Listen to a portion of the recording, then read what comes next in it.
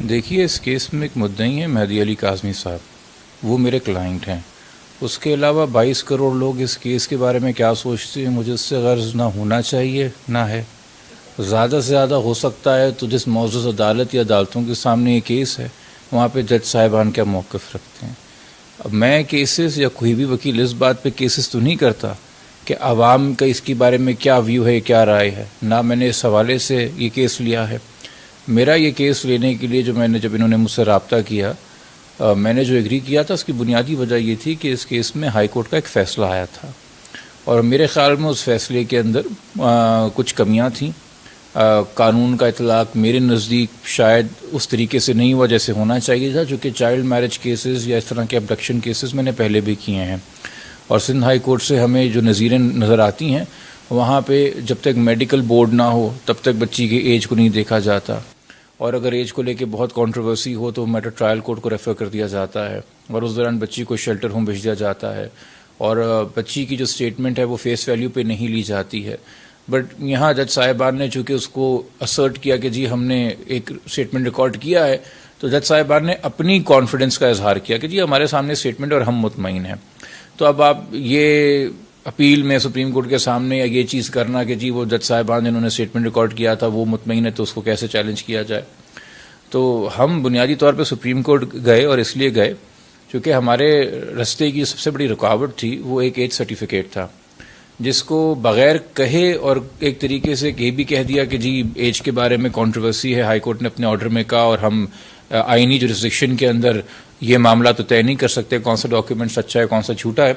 मगर जब बच्ची को उन्होंने रिहा कर दिया एज सर्टिफिकेट के हवाले से तो यकीनी तौर पे उन्होंने एक अंदिया दिया कि एज सर्टिफिकेट ही सच्चा है।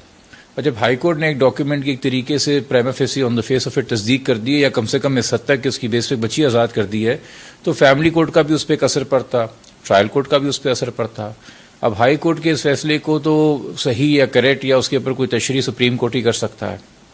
अब मेरे ख्याल में जो आप बात करेंगे जी बहुत से लोग बहुत सी बातें कह रहे हैं, उसमें शायद कुछ मीडिया का भी रोल है कि वो बातें कैसे पहुंचा रहा है। अब ये खबर चली कल परसों, मीडिया से मेरी शिकायत इस हवाले से है, बाकी लोगों से तो नहीं, कि जी केस ख़त्म हो गया, पिटिशन विड्रॉ कर ली गई, सुप्रीम कोर्ट ने रद्द कर दी, सुप्रीम कोर्ट ने इंक्लूड मानने से इनकार किया। मैंने जहाँ तक मुझे ख्याल है मैंने तमाम मीडिया के लोगों को देखा था कि उन्होंने सुप्रीम कोर्ट से हासिल कर ली थी हमारी पिटिशन की कॉपियाँ और वो उसको पढ़ चुके थे। हमने दो बातें उसमें मांगी थी, एक ये कि बच्ची को शेल्टर होम में भेजा जाए जब तक केस डिसाइड नहीं होता, दूसरा ये कि इसका मेडिकल बोर्ड कॉन्स्टिट्यूट हो ताकि प्रॉपर एज सर्टिफिकेट इशू हो सके मेडिकली भी अगर उसको कंसिडर करना है तो। अब चूँकि एक बच्ची को एक तरीके से आप तस्दीक कर चुके हैं कि वो एक लिबर्टी है, वो उसकी उम्र है, वो कहीं जा सकती है खुशी से, तो बगैर कोई एविडेंस रन किए हुए मेरे ख्याल में सुप्रीम कोर्ट के नज़रिए में एक बच्ची को उठा के और शेल्टर होम भेज देना और बाद में ये चीज़ पता चलना कि जी वो तो बालिग थी और वो तो आकिल थी और वो तो वाकई में बड़ी उम्र की थी, तो वो उसकी फ्रीडम ऑफ मूवमेंट के अंदर शायद एक रुकावट होती। मगर जो चीज़ उन्होंने अग्री की वो ये की कि जो एज सर्टिफिकेट हाई कोर्ट के सामने आया है वो प्रॉपर नहीं है, वो एक मेडिकल एक्सपर्ट का बना हुआ है, मेडिकल बोर्ड का नहीं बना हुआ। और उन्होंने लिखा अपने ऑर्डर में कि हमारे नज़र में पटिशनर साहब का, मेहदी साहब का ये हक है और अगर इस सर्टिफिकेट के बारे में या रिपोर्ट के बारे में हाई कोर्ट ने कोई व्यू फॉर्म किया है अपनी जजमेंट में तो वो मेहदी साहब की राह में रुकावट नहीं खड़ी करेगा और वो इस रिपोर्ट को चैलेंज कर सकते हैं।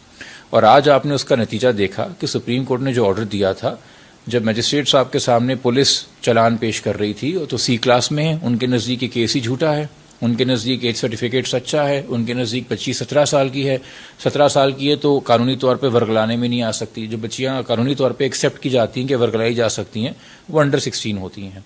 या अगर आप चाइल्ड मैरिज की बात करेंगे तो चले सिंध में तो 18 है मगर पंजाब में भी अंडर 16 क्राइम है, तो बच्ची को अगर आप 17 का कर देते हैं तो उस क्राइम से भी जान छूट गई आपकी। अच्छा, अगर आप सेक्सुअल ऑफेंसेस की बात करते हैं तो उसमें भी यह है कि जहाँ पे लड़की की उम्र 16 से कम है उसकी रजामंदी मैटर नहीं करती, तो आप वहाँ से भी छुटकारा पा लेते हैं बच्ची को 17 का करके।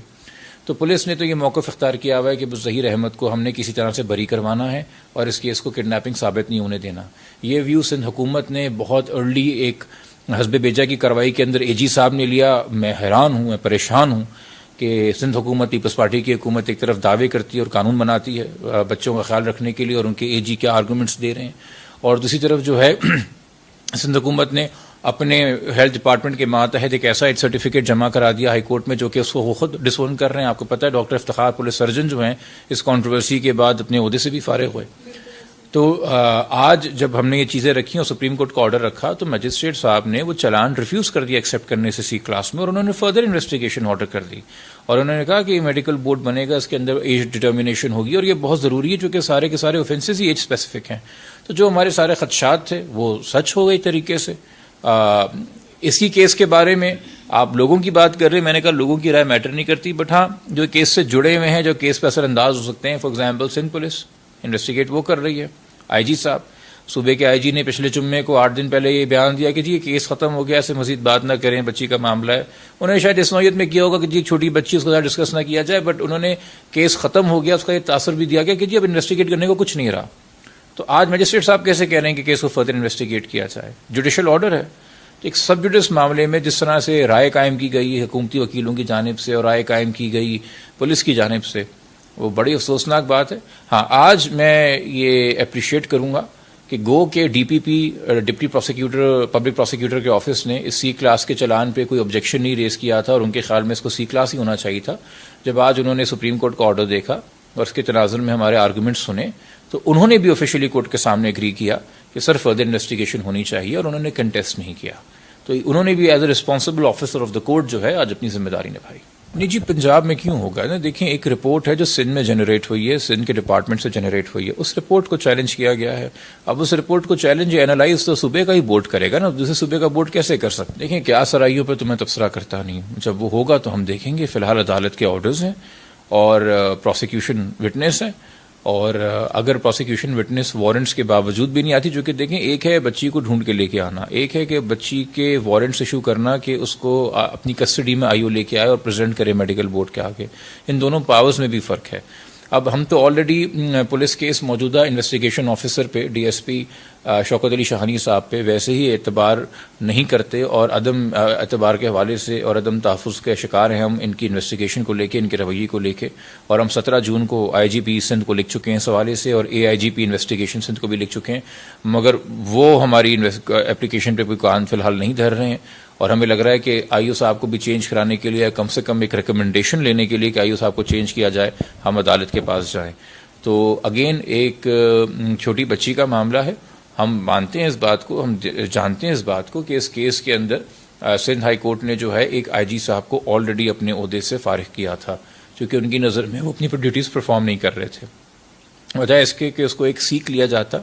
और सिंध पुलिस जिम्मेदारी का सबूत अदा करती, उन्होंने उसको शायद पर्सनल ले लिया है। और अब वो कह रहे हैं कि नहीं जी हम इस केस को झूठा साबित करेंगे ताकि हम हाई कोर्ट को शर्मिंदा कर सकें कि हाई कोर्ट ने एक झूठे फर्जी केस के चक्कर में हमारे सूबे के आईजी को फारिग कर दिया। अब ये मनफी रवैया, और अगर आप नियत लेके चल रहे हैं तो अगेन हमारे खदशात हैं, बट अगेन हम अपील करते रहेंगे आईजी ऑफिस से, और अगर उन्होंने हमें मायूस किया तो फिर हम अदालत से रिक्वेस्ट करेंगे कि इसके अंदर फेयर एंड प्रॉपर इन्वेस्टिगेशन हो। देखिए, कोई तवील दुरानिए का ड्रामा नहीं है ये, या ये कोई फिल्म नहीं है, या ये कोई नेटफ्लिक्स का शो नहीं है कि आपने पूरे वीकेंड पे 24 किस्तें देखी और ख़त्म कर लिया। This case is of public interest, चूँकि इसमें बच्चों के हकूक़ का सवाल है। ये इसलिए पब्लिक इंटरेस्ट नहीं है कि इसमें आपको एक मसाला मिल रहा है या फिल्मी या ड्रामाई एलिमेंट्स मिल रहे हैं। और मेरे ख्याल में वो कुछ हजरात ख़वातीन जो बेशक मीडिया फॉर्मल के ज़रिए या डिजिटल मीडिया के ज़रिए उनको लगता है वो अपने फ़राइज़ अंजाम दे रहे हैं, मगर इस केस में सनसनी पैदा करते हैं या रूमर्स पैदा करते हैं, बेशक वालिद साहब के हक़ में या उनके ख़िलाफ़ या खौफ या खदशात में इजाफा करते हैं। उनको बहुत ज़िम्मेदारी से काम लेना चाहिए। मैंने ऐसे भी रूमर सुने कि जी मुल्क से बाहर जा रहे हैं, वीज़े लग गए हैं, हमने बाद में पता कराया तो पता चला कि जी पासपोर्ट तक इशू नहीं हुआ उनके नाम का। यकीनी तौर पे अगर कोई खबर हमारे पास आती कंफर्मेशन की कि पासपोर्ट इशूज़ हुए हैं तो खदशात हम अकॉर्डिंगली एजिटेट करते, बट सिर्फ एक सनसनी पैदा करने के लिए भी आप इस तरह की बातें ना करें और फिर व्हाट्सएप के ऊपर वो सर्कल करती हैं और फिर दुनिया भर से लोग मैसेजेस को कॉल कर रहे होते हैं कि जी क्या हो रहा है और क्या नहीं हो रहा होता। तो कानून है वो हरकत में आएगा, अभी आज आपके सामने हरकत में आया है। और जो लोग समझ रहे थे केस ख़त्म हो चुका है, तो अभी तो केस की इन्वेस्टिगेशन मुकम्मल नहीं हुई, तो केस कहाँ से ख़त्म हो गया? देखें, क्या सराइयों पे तो मैं तबसरा करता नहीं हूँ, जब वो होगा तो हम देखेंगे। फ़िलहाल अदालत के ऑर्डर्स हैं और प्रोसिक्यूशन विटनेस है और अगर प्रोसिक्यूशन विटनेस वारंट्स के बावजूद भी नहीं आती, जो कि देखें, एक है बच्ची को ढूंढ के लेके आना, एक है कि बच्ची के वारंट्स इशू करना कि उसको अपनी कस्टडी में आईओ लेके आए और प्रेजेंट करे मेडिकल बोर्ड के आगे। इन दोनों पावर्स में भी फ़र्क है। अब हम तो ऑलरेडी पुलिस के इस मौजूदा इन्वेस्टिगेशन ऑफिसर पे, डीएसपी शौकत अली शाहानी साहब पे वैसे ही एतबार नहीं करते और अदम एतबार के हवाले से और अदम तहफ़्फ़ुज़ के शिकार हैं हम इनकी इन्वेस्टिगेशन को लेके, इनके रवैये को लेके। और हम 17 जून को IGP सिंध को लिख चुके हैं इस हवाले से और AIGP इन्वेस्टिगेशन सिंध को भी लिख चुके हैं, मगर वो हमारी एप्लीकेशन पर कोई कान फिलहाल नहीं धर रहे हैं। और हमें लग रहा है कि आईओ साहब को भी चेंज कराने के लिए, कम से कम एक रिकमेंडेशन लेने के लिए कि आईओ साहब को चेंज किया जाए, हम अदालत के पास जाएं। तो अगेन एक छोटी बच्ची का मामला है। हम मानते हैं इस बात को, हम जानते हैं इस बात को कि इस केस के अंदर सिंध हाई कोर्ट ने जो है एक IG साहब को ऑलरेडी अपने ओहदे से फारिग किया था, क्योंकि उनकी नज़र में वो अपनी ड्यूटीज़ परफॉर्म नहीं कर रहे थे। वजह इसके कि उसको एक सीख लिया जाता और सिंध पुलिस जिम्मेदारी का सबूत अदा करती, उन्होंने उसको शायद पर्सनल ले लिया है। और अब वो कह रहे हैं कि नहीं जी, हम इस केस को झूठा साबित करेंगे ताकि हम हाई कोर्ट को शर्मिंदा कर सकें कि हाई कोर्ट ने एक झूठे फर्जी केस के चक्कर में हमारे सूबे के IG को फारिग कर दिया। अब ये मनफी रवैया, और अगर आप नियत लेके चल रहे हैं तो अगेन हमारे खदशात हैं, बट अगेन हम अपील करते रहेंगे IG ऑफिस से, और अगर उन्होंने हमें मायूस किया तो फिर हम अदालत से रिक्वेस्ट करेंगे कि इसके अंदर फेयर एंड प्रॉपर इन्वेस्टिगेशन हो